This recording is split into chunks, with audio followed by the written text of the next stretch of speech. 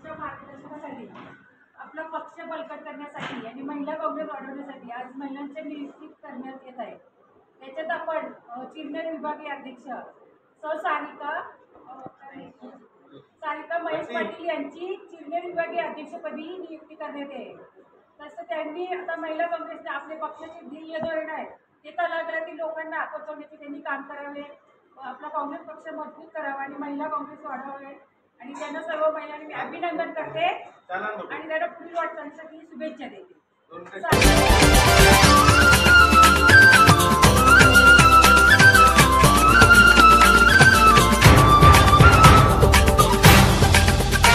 सरकारचा जो कालावधी आहे त्याच्यामध्ये प्रचंड प्रमाणे महागाईचं वाढ झाली। गॅस सिलेंडर 400चा आपण माहिती 1100च्या वर आणि त्याच्यामुळे महागाईचा फटका हा महिलांना बसतो। गृहिणी आहे त्या घर चालवतात आणि त्याच्यामुळे ते सर्व जो महिला वर्ग आहे हा मोदी सरकारच्या विरोधात आहे।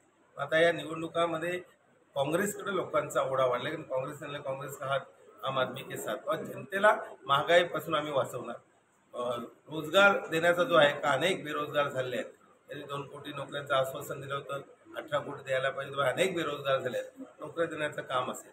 त्यामुळे आता फार मोठ्या प्रमाणात महिला आणि युवक आज काँग्रेसकडे आकर्षित जात आहे आणि म्हणून ज्यांना आता या महिला भगिनी आहेत, ज्यांना चांगलं काम करायचं आहे, ज्यांना काँग्रेसच्या विचारसरणीवर प्रेम आहे, असे अनेक लोक आज काँग्रेसकडे आले आणि त्यांना पदं देऊन त्यांना कार्य करणे हा काम आहे। आपल्या इथल्या ज्या महिला अध्यक्ष आहेत रेखाताई घरत त्यांच्या नेतृत्वाखाली निर्मला आहेत, आमचे तालुका अध्यक्ष विनोदजी मात्रे आहेत, विनोद पाटील आहेत, सर्व इथं कार्यकर्ते तरुण सुजितपासून आपण सर्व आलेले आहेत आणि त्यांना सांगितलं नुसतं आपण 50% महिला आहे, 50% आरक्षण आहे, पण या सगळ्या प्रक्रियेमध्ये महिला अगदी तळागाळातून वर आल्या पाहिजे तर त्या पुढे जाते आणि महिलांनी फक्त नुसतं ग्रामपंचायत आरक्षण आलं, जिल्हा परिषद आरक्षण आलं किंवा पंचायत समिती आरक्षण आलं मग त्याच्यामध्ये सीट मागायच्या। त्याच्यापेक्षा तुम्ही कार्यरत व्हा, महिलांमध्ये जा, महिलांच्या समस्या जाणून घ्या, त्याच्यानिमित्त तुमच्यामध्ये ज्या काय ताकद आहे, तुमच्यातले जे गुण आहे ते गुण विकसित करण्यासाठी तुम्हाला संधी मिळते, तुमचा संपर्क वाढतो आणि ज्या अनेक महिलांना सर्वात जास्त समस्या कोणाला महिलांना आहेत, मानसिक त्यांच्यावर अत्याचार होत असतो, त्यांना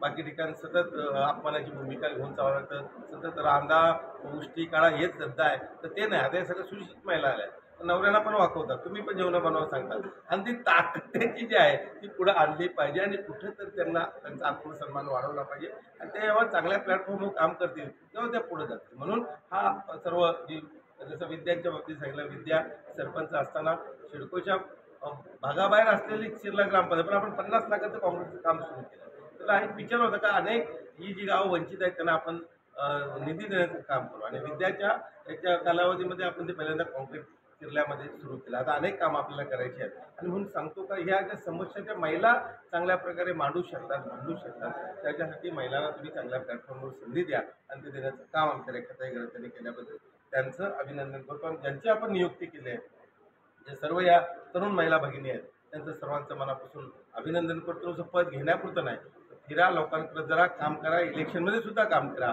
आणि ज्या पद्धतीनं महागाई वाढली तर मोदी सरकारला हद्दपार करण्यासाठी आपण कामाला लागावं एवढंच सांगतो।